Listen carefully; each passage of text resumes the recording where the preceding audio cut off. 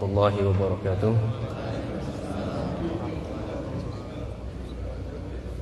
Alhamdulillahi rabbil alamin. Wassalatu wassalamu ala nabiyyina Muhammadin wa ala alihi wa sahbihi wa man tabi'ahum bi ihsanin ila yaumiddin. Wa sallallahu subhanahu wa ta'ala aymunna alaina bi'ilmin nafi' wa 'amalin salih wa yafaqina fid din wa aftalana futuhal arifin wa yarzuqna al-ikhlasa fil aqwali wal a'mali. Allahumma amin. Ahibati fillah rahimani wa rahimakumullah jami'an. Alhamdulillah bitaufiqillah subhanahu wa ta'ala,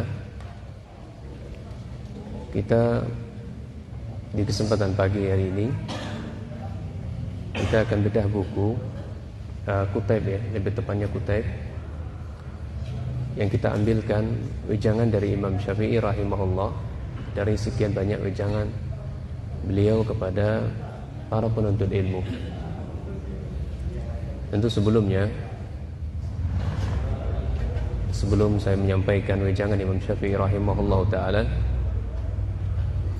kami mohon maaf yang sebesar-besarnya pada rekan-rekan kami, mungkin usianya lebih tua dari kami, dan saya harus terpaksa duduk dan lebih tinggi dari antum sekalian.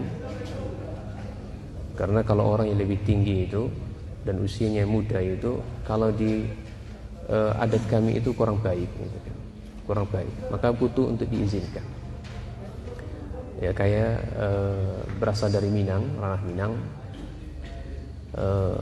kita mengenal namanya Kato Nanampe. Mana orang Padangnya? Lah pulang sana.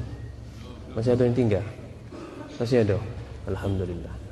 Jadi ada Kato Mandaki, ada Kato Manurun, ada Kato Maleriang, ya, ada Kato Mandata.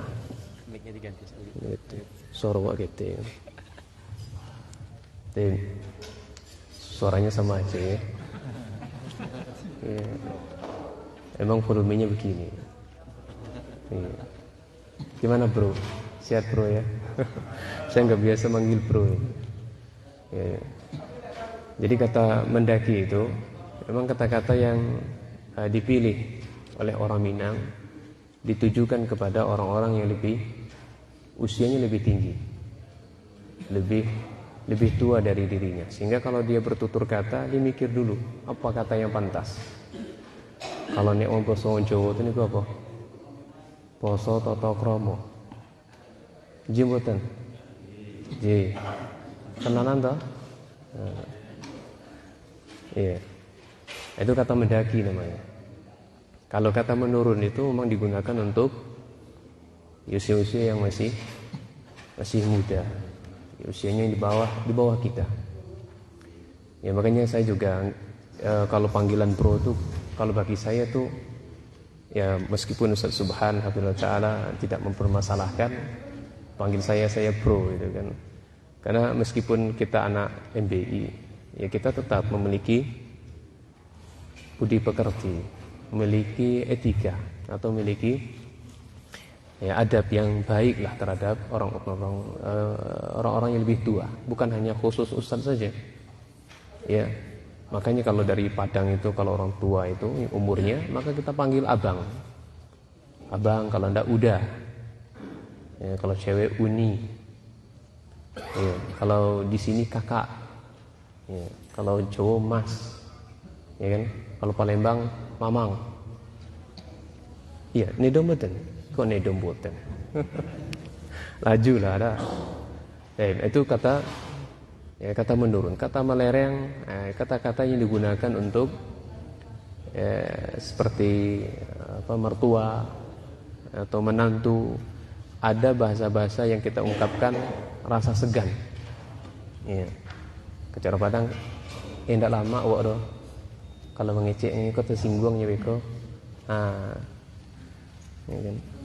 Jadi kalau ngomong, bicara, nanti bisa membuat hatinya tersinggung. Maka kata-katanya dipilih. Ya.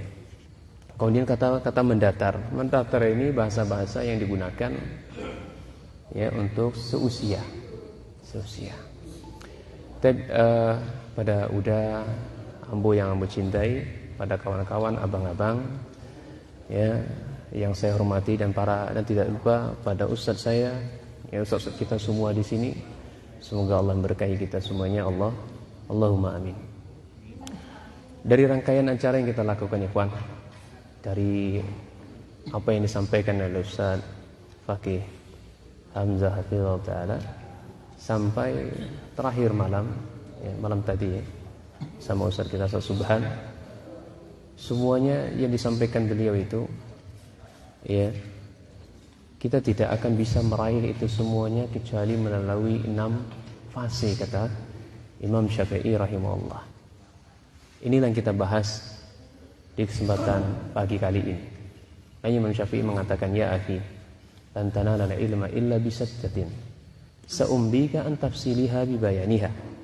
Hirsun, yang pertama adalah zakaun wa hirsun wa ijtihadun wa bulghatun wa suhbatul ustadzin wa tulul zaman. Jadi dari rangkaian acara yang kita belajar tadi, Pak, kita mau dapat ilmu nih, mau dapat wejangan ini, dapat nasihat ini, ya, maka kita harus melewati 6 fase. Karena di situ menggunakan kalimat lan, tidak akan pernah, benar-benar kalian tidak akan pernah mendapatkan ilmu sampai kalian harus melewati 6 fase ini. Ya, yang pertama harus zakaun. Dia harus cerdas. Iya, cerdas ini ada datangnya mihnatun minallah, ada datangnya dari Allah Subhanahu wa taala. Kalau bahasa kitanya itu adalah dari sononya. Dari sononya sudah pintar, cerdas. Iya, dari kecilnya seperti itu sudah terlihat anak-anaknya ini cerdas atau tidak. Itu akan sudah tergambar oleh orang tuanya. Iya, makanya Imam Syafi'i rahimahullahu taala dan juga para imam-imam yang lainnya, ketika mereka mendengar kalam, maka langsung hafal. Maka langsung hafal mereka. Nah, kita puru-puru, ya. Makanya dijelaskan oleh para ulama itu, ya, maratibul ilm sittatun. Tingkatan ilmu itu ada 6 perkara. Yang pertama adalah, ya, hasanus su'al atau husnus su'al. Kalau bertanya, pertanyaannya bagus, baik, pertanyaannya kepada ustadznya itu bagus, hal-hal yang mendatangkan manfaat untuk dirinya, manfaat untuk orang lain, ya, atau boleh jadi enggak manfaat sama sekali. Karena orang yang bertanya itu, ya, di majelis ilmu itu kadang macam-macam, ya. Ada yang mungkin menyerang kawannya, ada yang mungkin bermanfaat untuk dirinya, benar-benar dia nggak tahu, dan ada yang ingin menyampaikan berita kepada orang lain. Oh, ini loh maksudnya, kamu kan belum tahu kan, saya beritahu nih melalui ustadz ini. Kalau saya beritahu sama kamu mungkin kurang diterima, makanya saya butuh bertanya kepada ustadz, dia ustadz nyampein. Jadi kalau bertanya itu, maka pilihlah pertanyaan-pertanyaan yang memang bermanfaat. Ini proses pertama. Iya. Kemudian proses yang kedua adalah hasanul insat wa istima'. Ya kan, ya? Bagusnya kita dalam belajar. Ini baik ketika pendengaran kita, diam kita. Makanya ketika belajar itu gak ada yang bicara. Dengar semuanya. Jangan sibuk dengan HP, atau sibuk dengan WA, atau sibuk dengan Facebook, Twitter dan segala macamnya. Ini enggak ada penghormatan, pemuliaan terhadap ilmu. Ilmu ini sangat mahal, ya kawan. Ya, segopok pun antum kasih kepada ustadznya enggak ada nilainya. Jangan segopok emas antum keluarkan, antum punya emas sepenuh bumi atau sepenuh langit, antum kasihkan pada ustadz yang mengajarkan antum ilmu.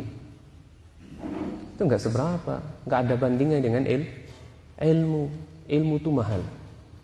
Makanya saya katakan di majelis-majelis yang ada, baik kepada santri saya dan yang lainnya, kalau antum mampu menggaji saya 1 jam saja itu 1 triliun atau 1 miliar, maka silakan antum bicara, silakan. Tapi ketika antum gak mampu, tolong 1 saja, diam, dengarkan, simak. Karena ketika orang yang gak mau mendengarkan dan menyimak dan sibuk yang lainnya, ini yang akan membuat gagal paham. Ustaz kan nyampe A, yang sampai kepadanya B. Akhirnya di luar bikin gaduh. Ya, oh iya, Ustadz pula mengatakan demikian dan demikian. Nah, inilah terjadilah adu domba di situ. Tanya sama Ustadz Subhan, Ustadz, apa hukum seperti ini? Ustadz ditanya, jawab oleh Ustadz A. Dia nggak acuh dengan pertanyaannya atau nggak acuh dengan jawaban Ustadznya sampai kepadanya B. Bertanya lagi, nggak puas dengan jawaban Ustadz tersebut, bertanya kepada Ustadz lain. Ustadz, ini hukumnya apa Ustadz? Ya, hukumnya ini. Oh, kok beda dengan si Ustadz sebulan? Sebut nama di depan. Ini nggak memiliki etika yang baik. Ya, ini akan terjadi adu domba. Ini yang merusak sebenarnya dakwah sunnah, itu ketika kita bermajelis ilmu, ini tidak memperhatikan etika di dalam kita belajar. Maka diam, simak dan dengarkan baik-baik. Nah, kemudian yang ketiga kata Imam Muhammad As-Safarini dalam kitabnya, bisa untuk melihat dalam kitab itu, adalah husnul fahmi, pemahamannya bagus. Ya, pemahamannya bagus. Iya. Jangan sampai ada yang gagal paham atau menggiring opini. Ustadznya menyampaikan A.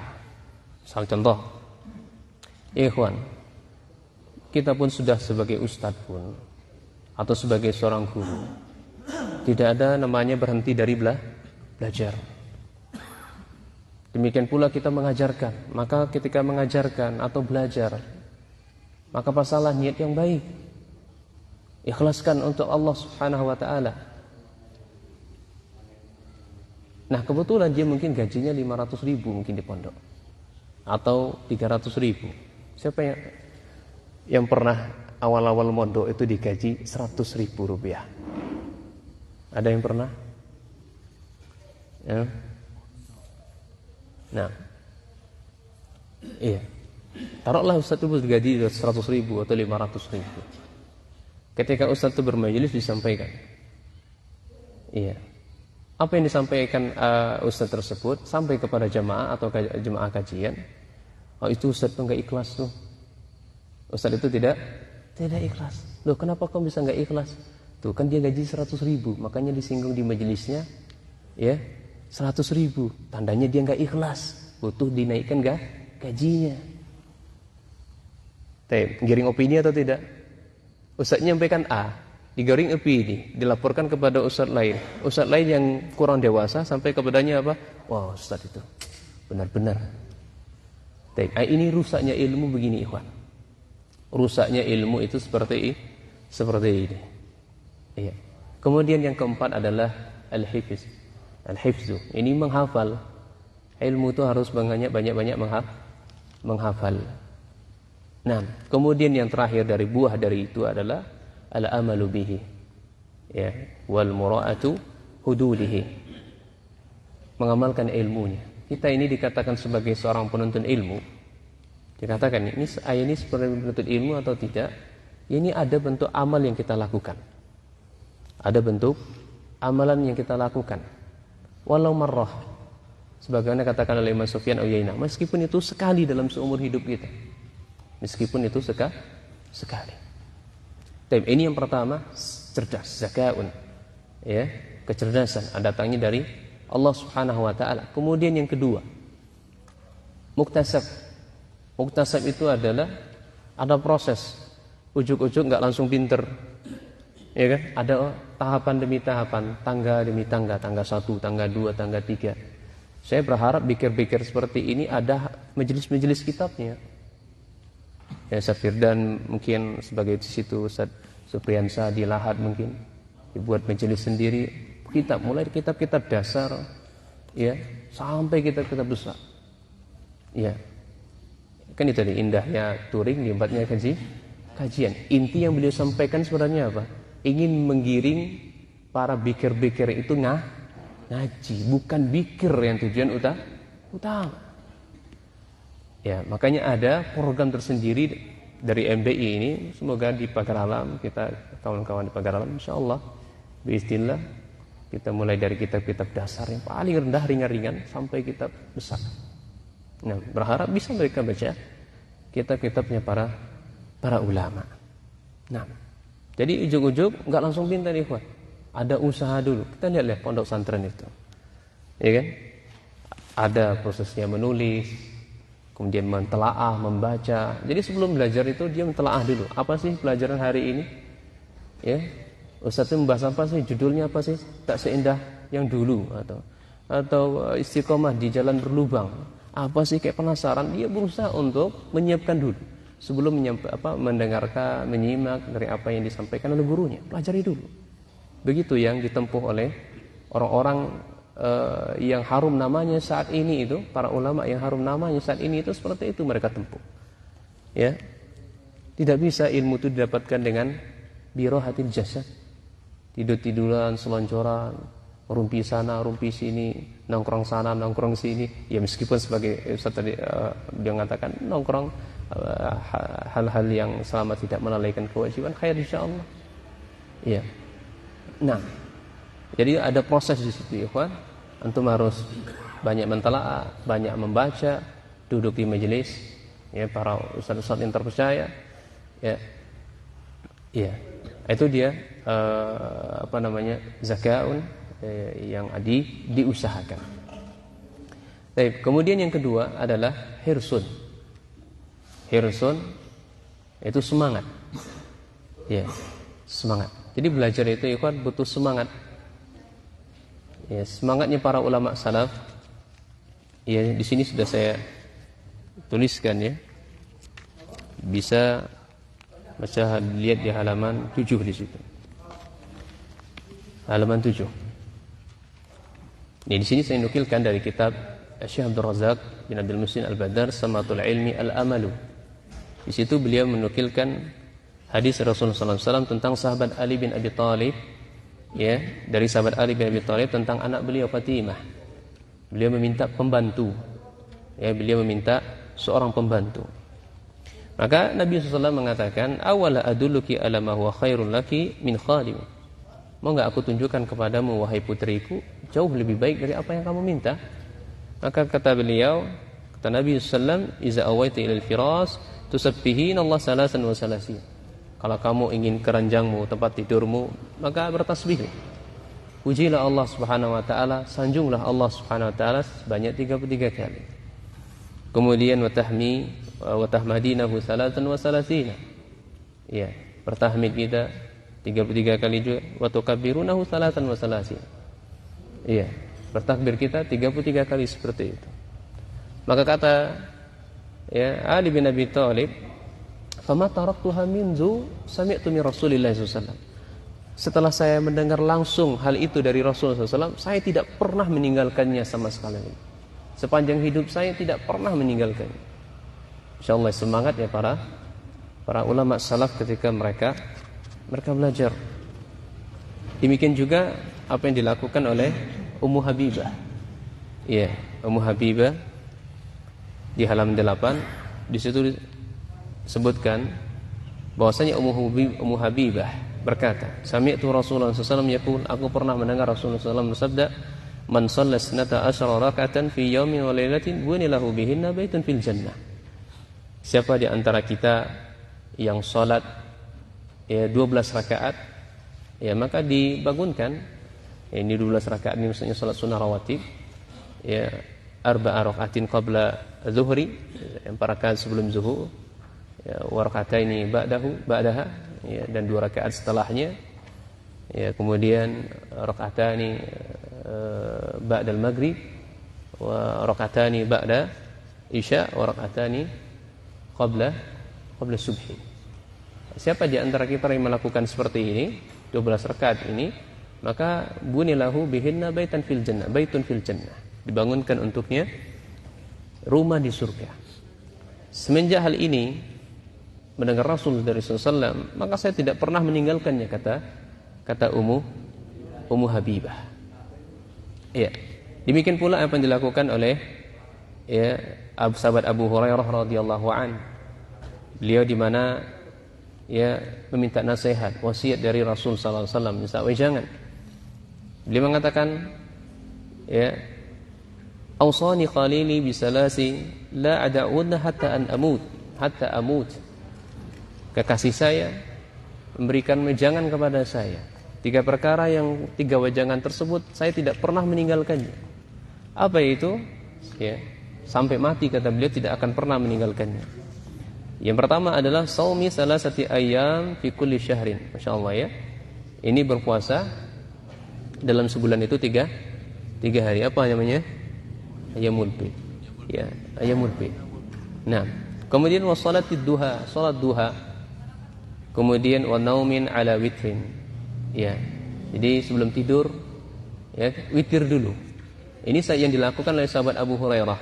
Jadi sahabat Abu Hurairah itu sebelum tidur beliau witir dulu. Ya, kenapa enggak diakhirkan? Karena beliau sibuk dengan menuntut ilmu, murojaah, belajar. Khawatir beliau enggak bangun di sepertiga malam. Sehingga beliau witir sebelum tidur. Nah. Baik. Di sini masih banyak ikhwan ya, saya bawakan contoh-contoh semangatnya para ulama salaf dan tidak mungkin saya bacakan semuanya. Antum bisa baca sendiri, nama saja bedah kitab. Demikian pula kalau tadi potret ulama salaf semangatnya dalam melakukan hal-hal yang diperintahkan. Sekarang kita akan pelajari di halaman 12 semangat salaf dalam meninggalkan larangan. Dalam hadis sahihain Bukhari dan Muslim, ya Nabi SAW pernah bersabda, "Innallaha yanhaakum an tahlifu bi abaikum." Ini beliau bersabda kepada sahabat Umar bin Khattab. Di mana sebelum masa jahiliyah, ini banyak orang-orang yang bersumpah dengan bapak-bapak mereka. Wallahi, dengan bapak mereka. Ya bi abi wa anta wa ummi. Demi bapakku, demi ibumu. Ini sebelum masa jahiliyah. Kemudian setelah masuk Islam ditegur oleh Nabi SAW, dilarang. Enggak boleh kalian kalau bersumpah janganlah bersumpah kecuali dengan nama Allah Subhanahu wa taala. Maka setelah mendengar hal ini tidak pernah hal ini dilakukan oleh sahabat sahabat Umar bin Khattab radhiyallahu anhu. Nah. Baik, kemudian ya yang berikutnya adalah ijtihadun. Proses dalam menuntut ilmu. Yang ketiga adalah ijtihadun. Ini sungguh-sungguh. Para ulama mengatakan himmatul aliyah, cita-cita yang tinggi. Ya, cita-cita yang tinggi. Makanya untuk mewujudkan cita-cita yang tinggi ini, ikhwan, ada pepatah Arab mengatakan as-sahibus sahib, butuh kawan di sini, butuh partner. Karena partner kawan kita tersebut, partner kita tersebut itu bisa menarik kita, mempengaruhi kita dan bisa merubah karakter kita. Nah, salah satu di antara contoh himmatul aliyah ini yang bisa antum lihat di halaman 18. Ya, berjalan berhari-hari, bahkan sebulan dalam rangka mencari satu hadis. Alhamdulillah antum jauh-jauh datang dari Tangerang, dari Banten, dari Gaspol ya, Gaspol namanya ya, Gaspol ya. Saya ikut reading ini mulainya 2014 dulunya. MBI ini sudah ada belum? Saya masih Solo Berseri. Kok Solo Berseri? Solo apa? Solo Reading ya. Ada. Ya intinya begitulah. Ya. Angel nek ngomong bahasa Inggris niku angel men. Ya, Solo Reading, Masya Allah. Iya. Alhamdulillah antum tarik gas full ke sini.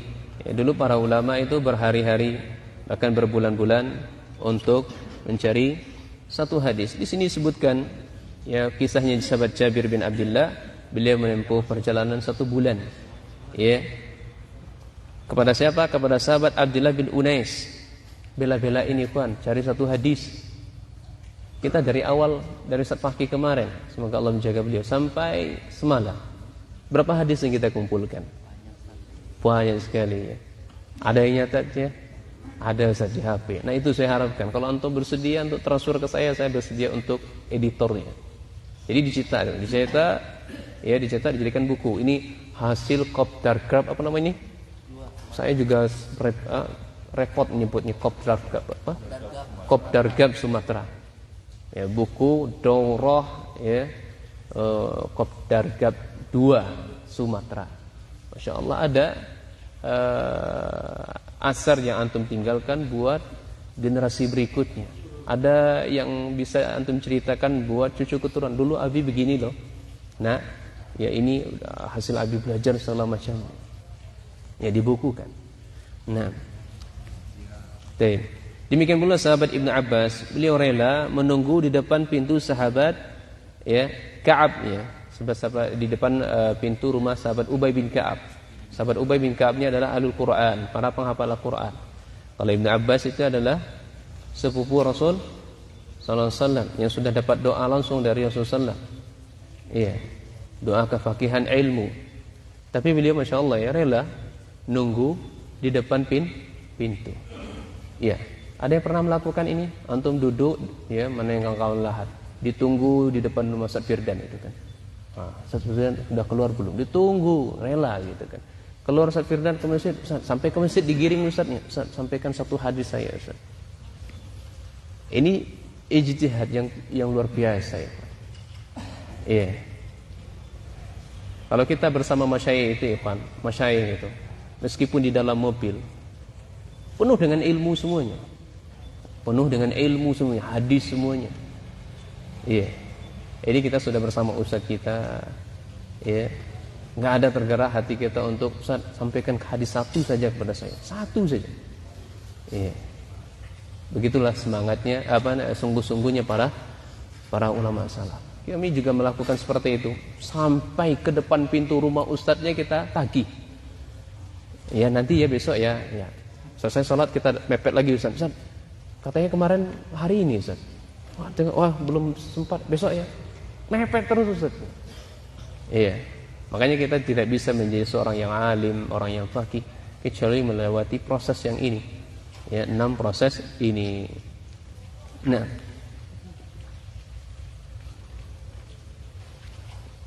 contohnya masih banyak ikhwan di sini. Ya, contohnya sangat masih banyak.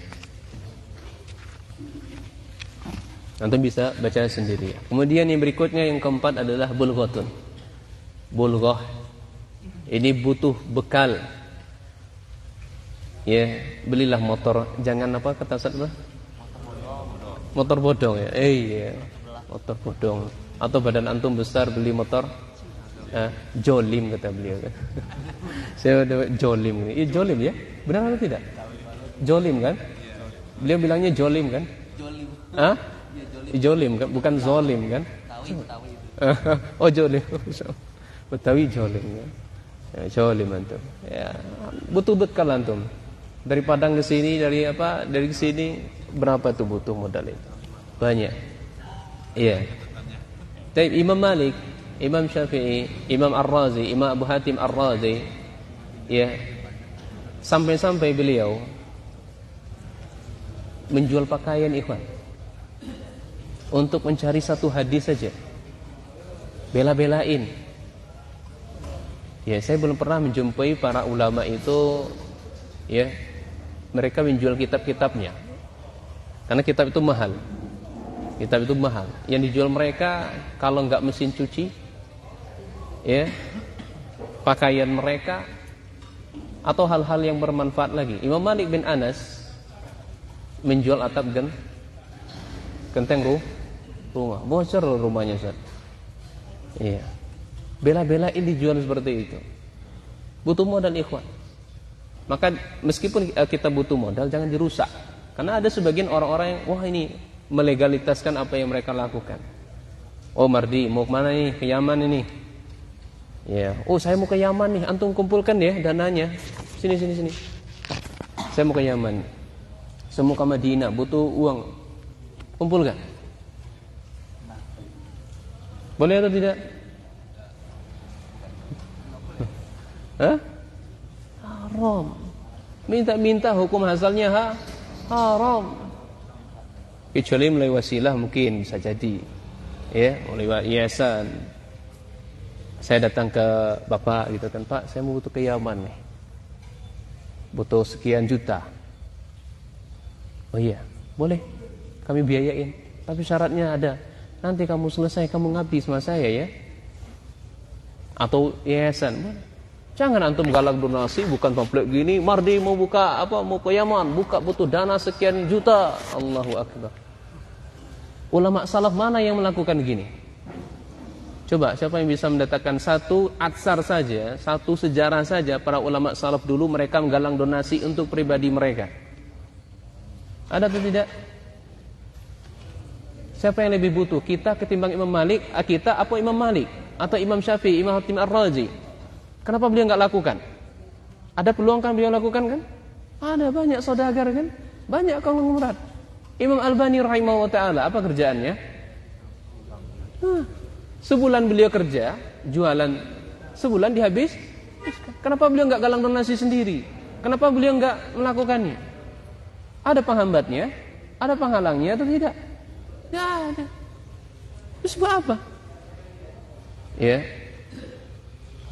Oh ini kalau disampaikan, Mardi nyampaikan ini antum hasad lagi sama orang-orang yang belajar ke Yaman, hasad lagi sama orang yang belajar ke Madinah, hasad lagi yang belajar kemana yang galang donasi, karena antum enggak bisa lagi belajar. Wallahi ini adalah dalil syariat Allah yang wajib kita untuk menyampaikannya. Kawan kita salah tegur, sahib kita salah ditegur. Ini bentuk kecintaan kita kepada kawan kita. Nah, ini butuh modal ikhwan. Makanya kita belajar itu antum siap bangkrut. Makanya dikatakan oleh Imam Syu'bah rahimahullah taala, man talabal hadis aflas. Siap bangkrut ikhwan. Ya kalau tidak siap bangkrut tidak bisa belajar. Makanya enggak ada para ulama itu yang kaya raya itu enggak ada.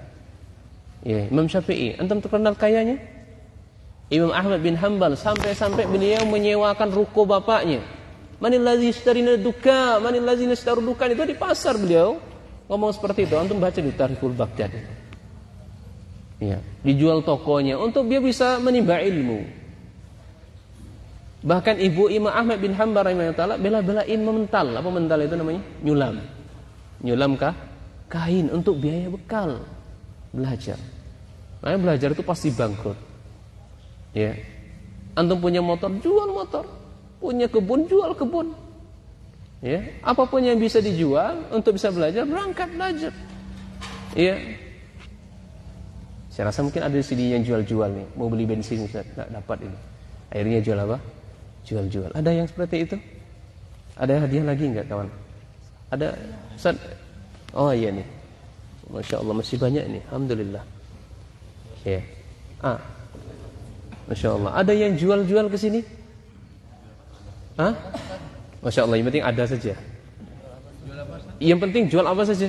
Untuk menuntut ilmu ke sini, berangkat gaspol ke sini ini ada. Antum tadi, Masya Allah. Iya dapat.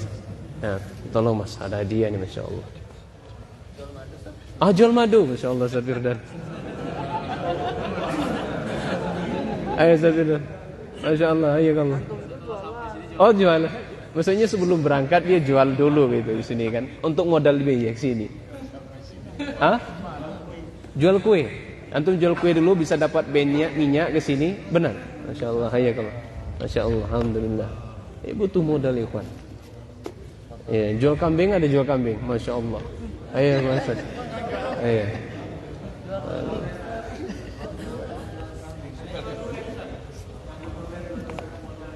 Jual durian modal ke sini. Masya Allah, Masya Allah. Masya Allah, ini masih banyak, Masya Allah. Alhamdulillah. Masya Allah. Masih ada lagi? Kasih aja semuanya. Banyak hadiah ini.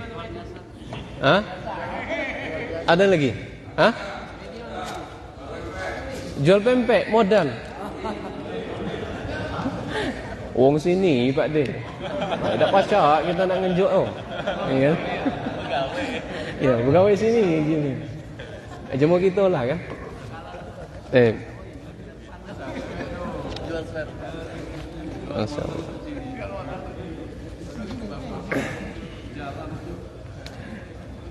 Ikhwan, itu tadi ya, seperti Imam Syafi'i, Imam Abu Hatim Ar-Razi, beliau bela-belain menjual ya, aset-aset mereka untuk belajar. Demikian pula apa yang dilakukan oleh ibunya Imam Sufyan As-Sawri rahimahullahu taala.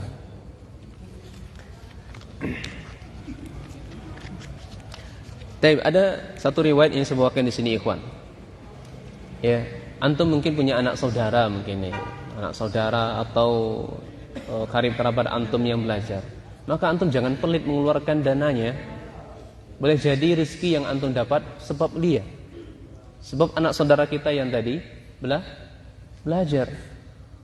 Maka antum tanggung tuh biaya itu tidak apa-apa. Antum tanggung, mungkin ada itu tadi yang galang donasi tadi melalui apa tadi, yayasan atau siapa itu kan, antum bantu itu tidak masalah. Tapi yang saya kritiki di sini siapa? Yang galang donasi pribadi. Nah, di sini sebutkan dalam kisah, ya, kana akhwani ala ahdi Rasulillah sallallahu alaihi wasallam ya'ti Nabi sallallahu alaihi wasallam wal akhar yahtarib. Ada dua saudara karib kerabat, adik kakak, datang kepada Nabi SAW mengadu. Satunya pedagang, satunya ingin belajar. Mengadu ya kepada Nabi sallallahu alaihi wasallam. Kemudian ya, yang terakhirnya la'allaka turzaku bihi. Ya, boleh jadi wahai kakakmu yang berdagang ini itu diberikan rezeki oleh Allah karena adikmu yang belajar, atau kakakmu yang belajar, atau boleh jadi karena saudara kamu yang belajar. Maka pahalanya ikhwan tanpa mengurangi pahala dia sedikit pun. Nah,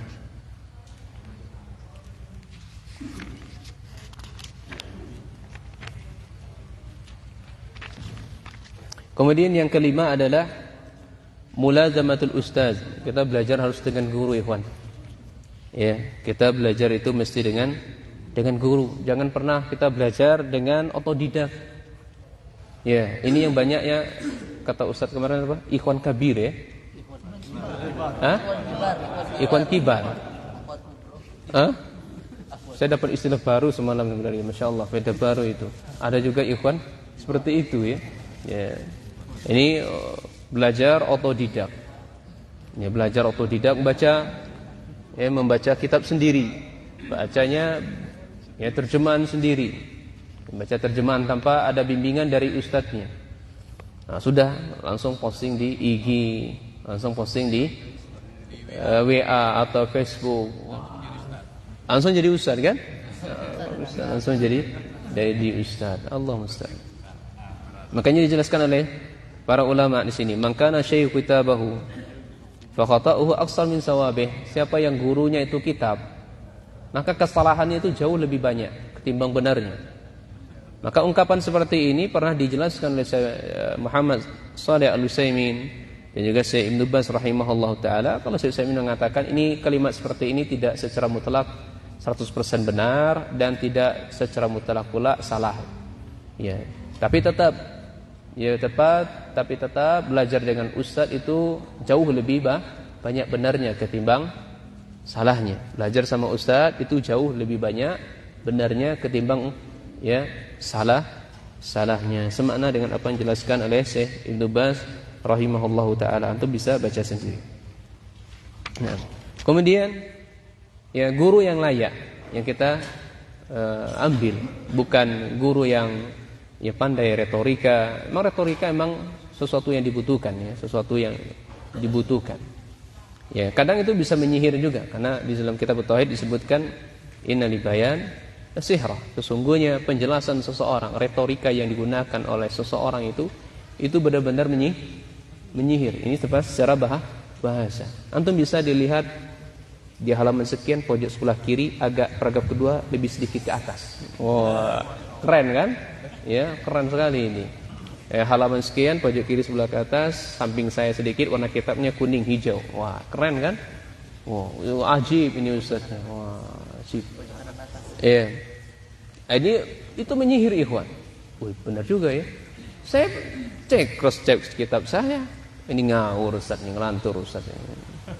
Iya. Ambil baiknya, buang buruknya.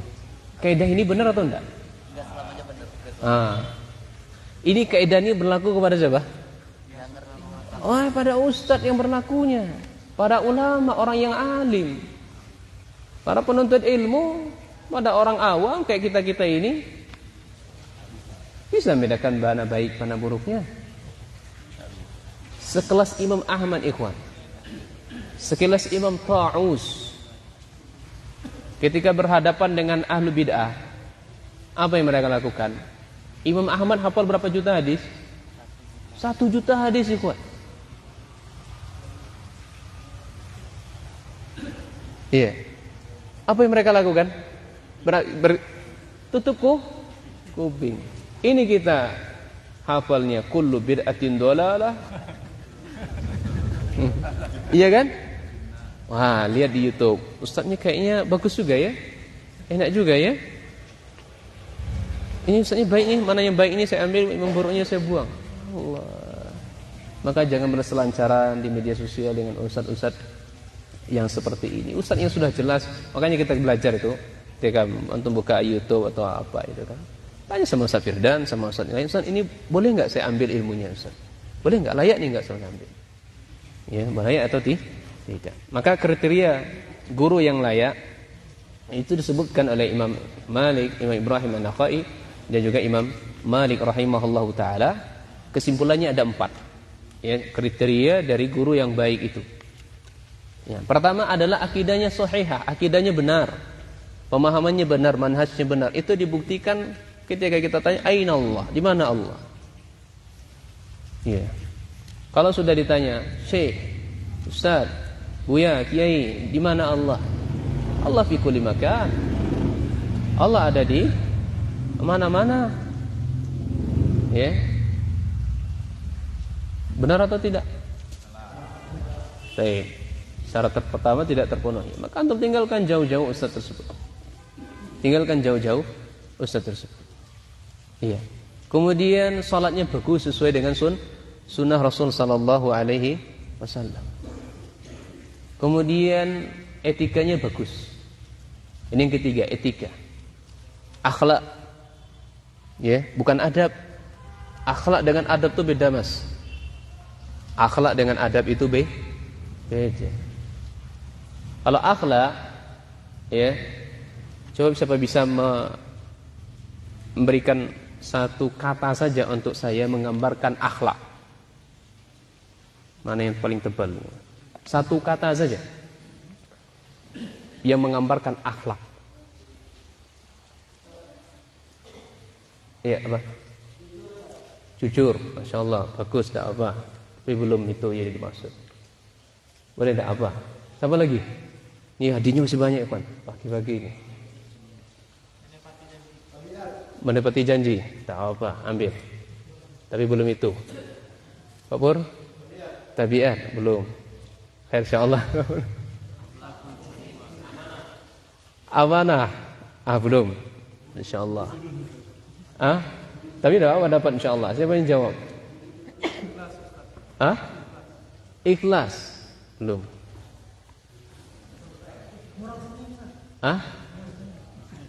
Apa? Murah senyum. Akhlak ya? Masyaallah. Nah, apa? Tapi bukan itu yang saya maksud. Budi pekerti. Belum. Budi pekerti satu kata aja, Pak. Budi pekerti ada berapa kata itu? 2 kata kan? Akhlakul karimah. Banyak sekali. Akhlak baik, akhlak buruk. Apa? Lemah lembut. Satu kata aja, ikhwan. Apa? Belum. Perangai? Belum. Oh, dapat buku. Silakan. Iya. Silakan, insyaallah. Masyaallah. Firdan. Ya, cukup ya. Jadi akhlak itu, ikhwan, terlambangkan satu kata saja. Ini saya dapatkan ketika ya bersama Ustadz kami, Ustadz Efisam Hafizahullah Ta'ala, yang beliau dapati dari Ustadz Muhammad Nur Ihsan, dari Ustadz Abu Ihsan Al-Maidani. Ketika itu kami ziarah, berkunjung ke Padang, ya minta nasihat, minta bimbingan. Ya, maka ini nih senior-senior atau junior-junior ini, ya takzim kepada senior itu. Ketika berbicara sama senior itu diam saja, meskipun kita nggak sepakat dengan pendapat, diam saja. Ya gitu sebenarnya.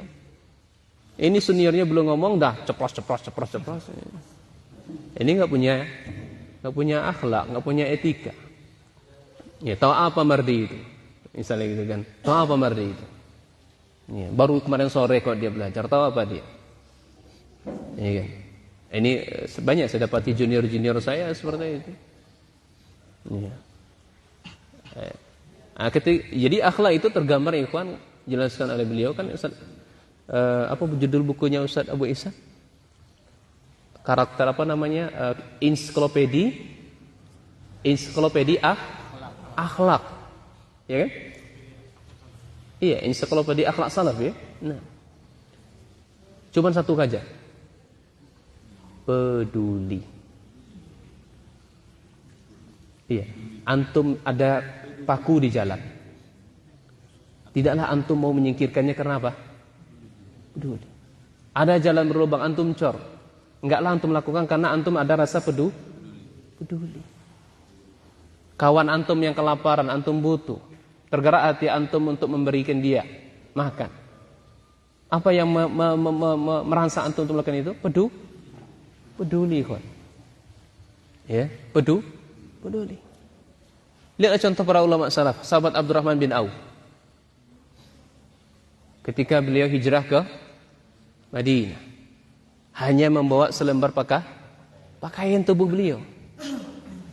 Disambut oleh sahabat Ansar. Ditawarkan, saya punya istri, 2 istri. Orang Ansar itu pada umumnya memiliki 2 istri. Pilihlah istri saya yang paling tercantik, nanti saya ceraikan, kamu bisa nikahi. Ya kan? Oh enggak. Bukan berarti beliau menolak karunia, nikmat dari Allah, menolak hadiah, tidak. Iya. Saya punya kebun yang banyak, antum boleh pilih mana saja kebun yang kau sukai, nanti saya kasih antum. Saya berikan hadiah. Beliau juga tolak kan? Beliau tolak. Betul kan? Kemudian terakhir apa?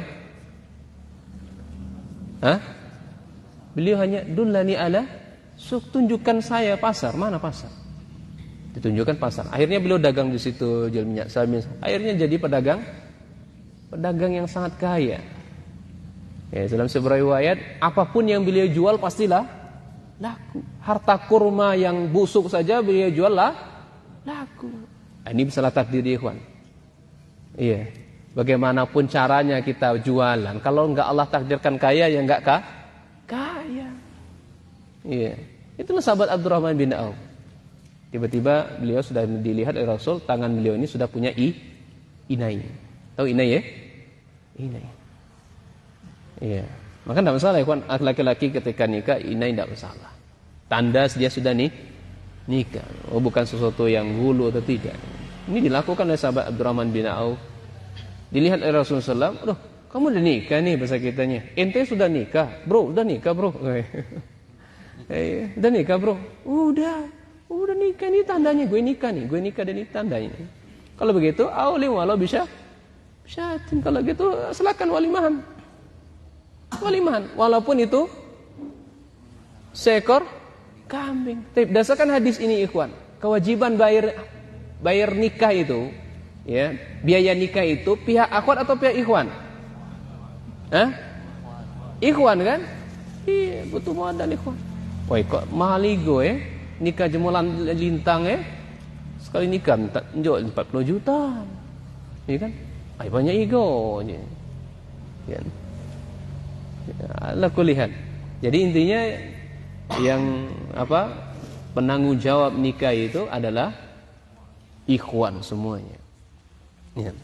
Oh, enggak mau di acara tempat ikhwannya, maka enggak masalah. Ya, di tempat akhwat, pindahkan ke tempat akhwat. Nah, ya demikian pula apa yang dilakukan oleh sahabat siapa ya? Saya lupakan sahabatnya. Suatu ketika sahabat ini bertamu kepada Rasul sallallahu alaihi wasallam. Ya kan, bertamu. Rasul sallallahu alaihi wasallam datang ke rumahnya. Bertanya kepada istri beliau, ya Humairah, ya istriku yang kusayangi, ya, hal laki syai, hal indaki syai, apa kamu memiliki sesuatu? Enggak ada ya Rasul, enggak ada. Dalam sebuah riwayat kita memiliki illal ma, kecuali hanya air saja. Masya Allah ya. Ya. Ini Rasul, ikhwan. Rasul kekasih Allah, kesayangan Allah, ya, Nabi Allah, utusan Allah. Semiskin itu hidup beliau. Ya, semiskin itu hidup beliau.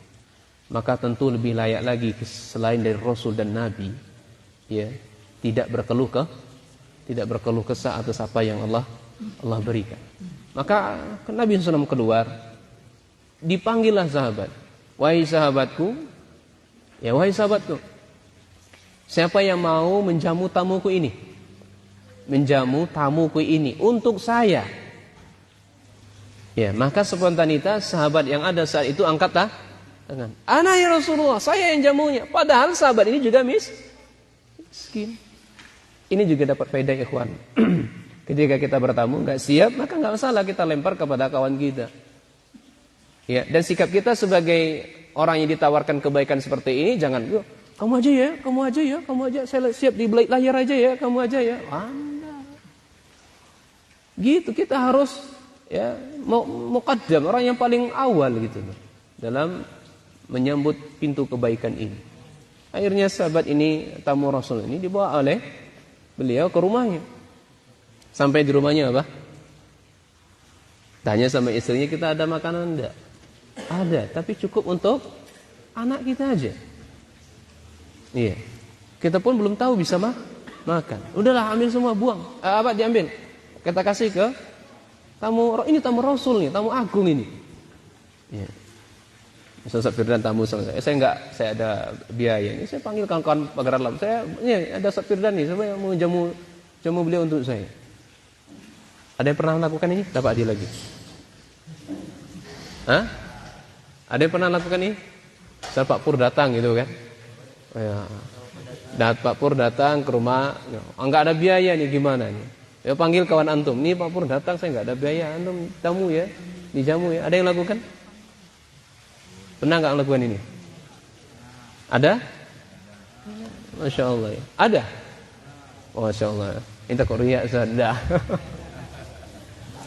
Baik. Ada kulihat, Masya Allah.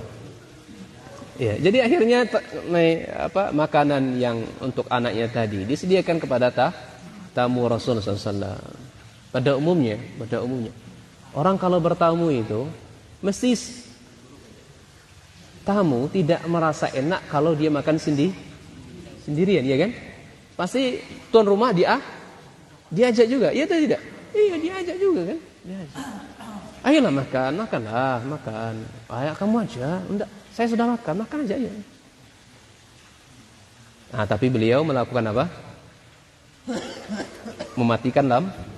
Dimatikanlah lampu. Seolah-olah sahibul bait, pemilik rumah, ya, disangka oleh tamu ikut makan barang. Padahal tidak makan. Nah, akhirnya datang kepada Rasulullah SAW kan? Datang paginya, datang kepada Rasul. Belum sampai mengucap itu, Allah bela-belain turun ayat tentang sahabat ini. Ya, yu'asiruhum walau kanu bihim qasasa. Ya. Sampai Rasulullah SAW itu tabassam, bersenyum-senyum, berkaca-kaca gitu kan. Apa yang kau lakukan sahabatmu? Ya. Kok sampai Allah menurunkan ayat ini? Padahal engkau butuh itu, tapi engkau berikan kepada orang lain. Keluargamu butuh, engkau berikan kepada orang lain. Ini dalam kitab Riyadhus Shalihin Imam Nawawi itu sebut dalam babul ithar namanya. Mendahulukan orang lain ketimbang dirinya. Kalau ini dalam bab muamalah, dalam hubungannya dengan dunia. Tapi dalam ibadah enggak boleh, Pak. Antum harus terdepan. Mas, maju Mas, sop pertama antum aja ya. Ini enggak boleh, Pak. Ya. Enggak boleh. Kalau dalam urusan dunia muamalah, maka antum kedepankan orang lain. Inilah cerminan akhlak itu tadi. Kalimat peduli.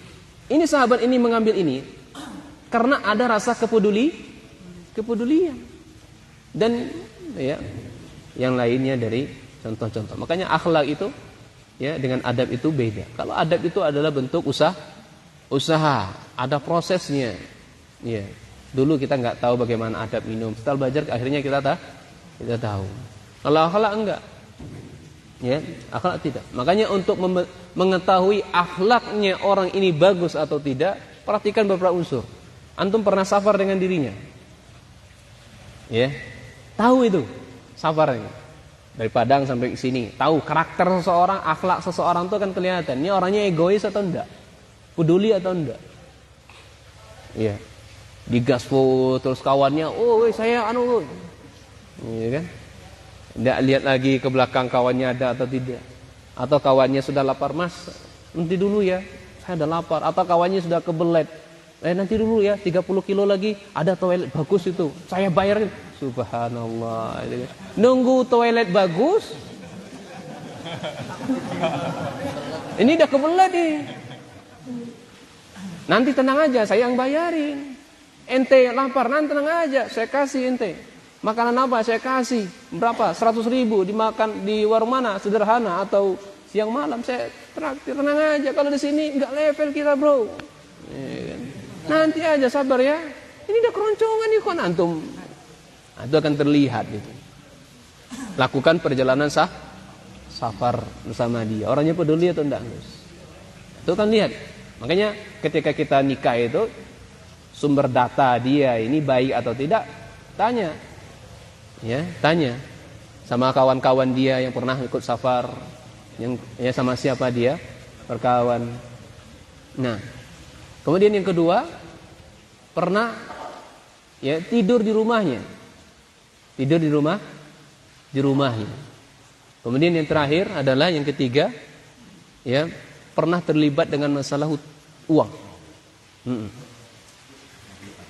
Ya, terlibat dengan masalah uang. Bro, butuh nih bro, 10 juta bro. Ya, iya. Berapa 10 juta? Iya 10 juta. Tanggal 10 bulan sekian saya kembalikan nih bro ya. Oh iya. Jatuh tempo. Udah cari celah. Ya. Oh, jurusnya tadi afwan ya, kata Ustaz tadi ya. Jurusnya afwan akhi. Ya Allah, bisa menghilang-hilang. Awalnya dia sholat saf pertama, lihat saya punya hutang. Akhirnya pindah ke masjid, cari masjid lah. Takut ditagih. Ini orang yang enggak baik seperti ini. Bukan ditanya kepada masyarakat umum, ikhwan. Ini akhlak seorang ini bagus atau tidak? Oh, tanya tuh orang pagar alam tuh, bagaimana tuh akhlak fulan itu? Dalil mana yang antum pakai untuk menghukumi seorang akhlak orang itu bagus atau tidak? Ditanya seorang pagar alam. Nah. Kan? Itu ya, ada bentuk belajar kita harus bersama ustadz, harus belajar sama ustadz. Nah, kemudian ya syarat ustadz berikutnya, kriteria dari ustadz berikutnya, kita ambil ilmunya itu. Ya. Yang pertama apa tadi? Kriterianya. Akidahnya benar. Kemudian salatnya sesuai sunnah. Kemudian yang ketiga, akhlaknya baik. Yang keempat, tidak berdusta. Meskipun tidak berdusta atas nama Nabi sallallahu alaihi wasallam. Ini enggak boleh antum ambil ilmunya meskipun dia seorang dai. Misalnya, dai macam apa kalau dia berdusta meskipun tidak berdusta atas nama Rasul? Contoh gini. Orang dusta itu begini. Dia berdusta bukan atas nama Rasul. Saya pernah mendengar guru saya berkata seperti ini dan seperti itu. Padahal dia enggak pernah dengar sama sekali. Saya pernah belajar di Ma'had Al-Furqan, tempat Ustaz Al-Nurafiq. Ustaz Al-Nurafiq Abdul Ta'ala berkata seperti ini. Padahal dia enggak pernah belajar sama beliau sama sekali. Enggak pernah belajar di Ma'had beliau sama sekali. Kalaupun pernah mungkin hanya sebulan 2 bulan saja. Iya. Oh, saya alumni sana. Padahal dia enggak pernah alumni saja. Enggak pernah alumni misalnya. Baik. Di sini di Malaysia ini saya pun bertanya. Makna alumni bagi antum itu apa?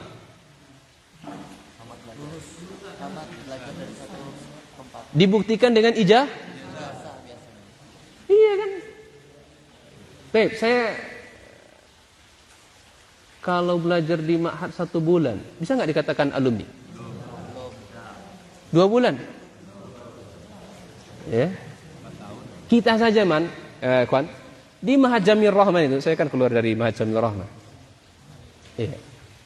Kita tidak diberikan ijazah sama ustaz kita sampai kita melewati banyak fase.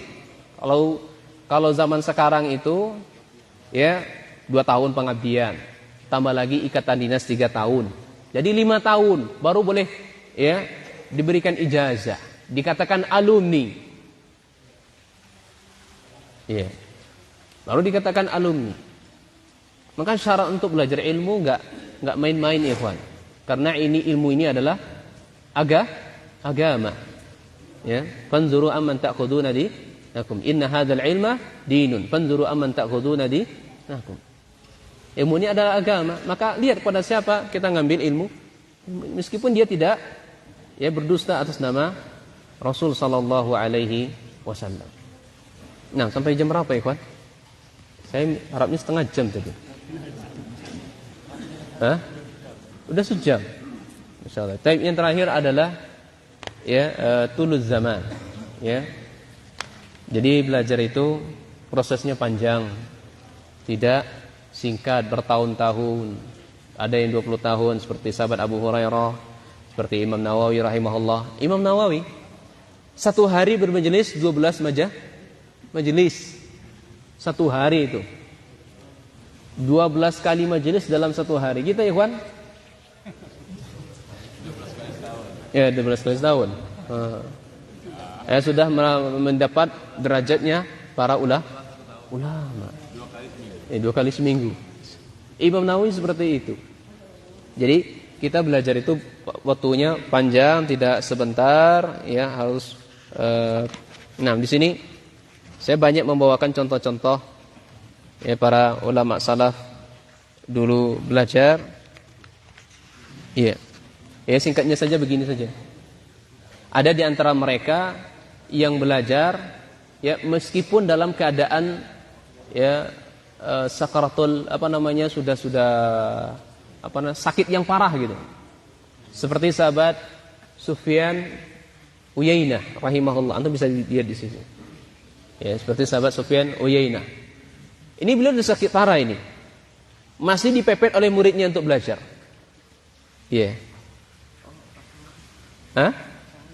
Sufyan Tsauri Sufyan Tsauri rahimahullah. Dipepet oleh murid beliau. Akhirnya beliau ambil papan tulis, ambil kapur, tulis satu hadis untuk muridnya. Dalam keadaan sakit masih saja beliau belajar. Makanya kalau kita melihat ustaz-ustaz kita itu, hujan-hujan kok masih ngajar. Karena beliau tahu akan ilmu, keutamaan ilmu.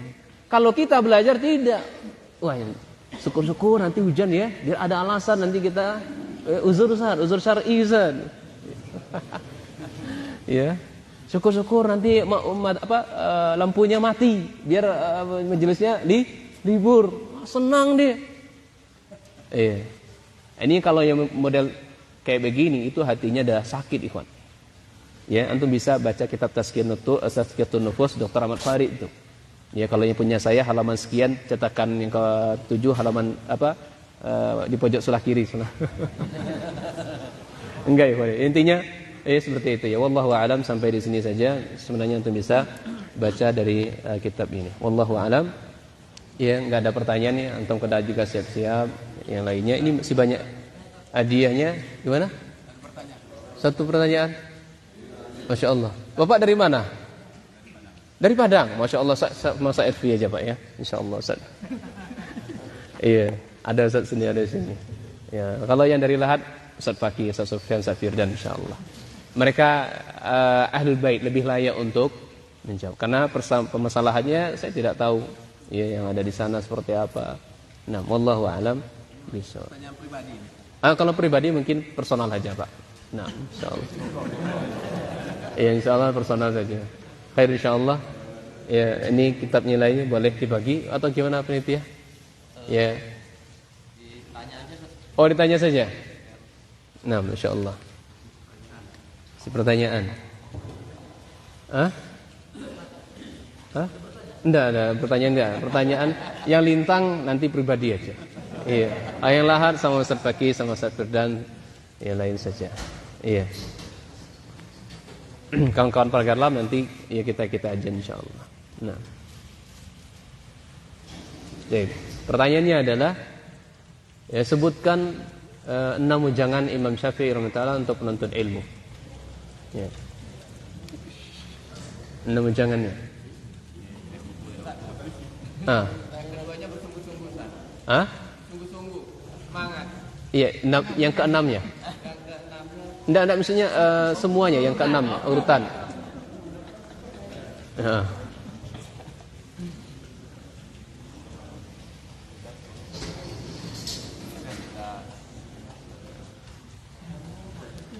Pertama pinter, terus Masya Allah, dah pakai insya Allah, kasih aja. Nah, baik.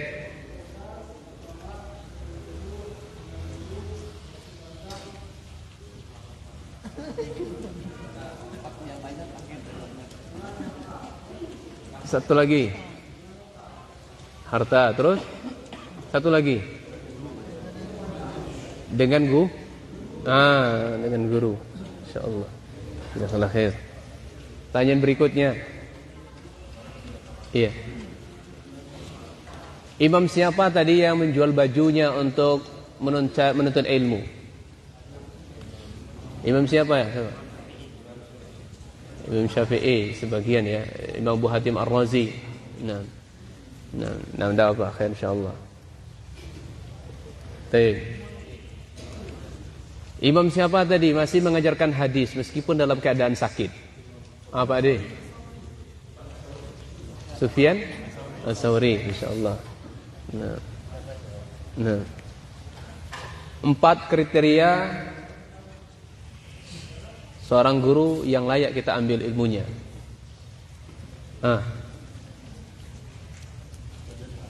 Mana ya antum dulu? Antum dulu. Akidahnya. Akidahnya gimana cara antum tahu? Akidahnya benar tuh gimana caranya antum? Satu yang tadi dengan Allah itu di mana? Terus Allah itu di mana? Di atas. Salatnya sesuai sunnah Rasul. Baik. Terus tidak suka berdusta harta bukan karena Rasulullah. Nah, masyaallah, barakallahu fiik. Nah, masyaallah. 4 lagi. Iya. Sebutkan satu contoh semangat salaf dalam belajar. Semangat salaf. Pak Ade. Pak Ade sudah tadi? Oh belum, iya silakan Pak Ade. Iya, siapa itu? Sahabat Jabir. Nah, silakan. Insyaallah. Kemudian yang berikutnya, sahabat siapa tadi yang ditegur oleh Rasul yang bersumpah dengan bapak-bapaknya? Iya. Umar bin Khattab. Nah, silakan. Umar bin Khattab. Apa lagi? Bikin pertanyaan sulit juga ya. Apalagi menjawab pertanyaan. Buat soal. Iya. Siapa penulis kitab Samaratul Ilmi Al-Amal yang saya sebutkan tadi? Siapa penulis kitab Samaratul Ilmi Al-Amal? Siapa mas?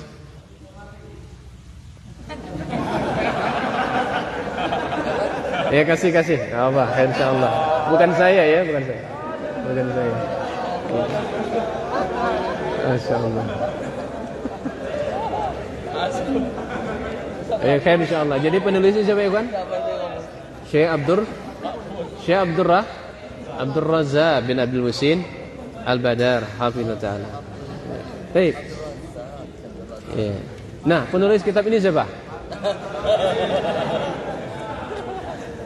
Sudah. Baik. Siapa nama Imam Syafi'i? Siapa tu? Muhammad bin Idris. Silakan Allah. Khair insyaallah. Baik, cukup ikhwan ya. Jazakallahu khair, Allah barik fikum. Ya subhanakallah wa bihamdika asyhadu an la ilaha illa anta astaghfiruka wa atubu ilaik.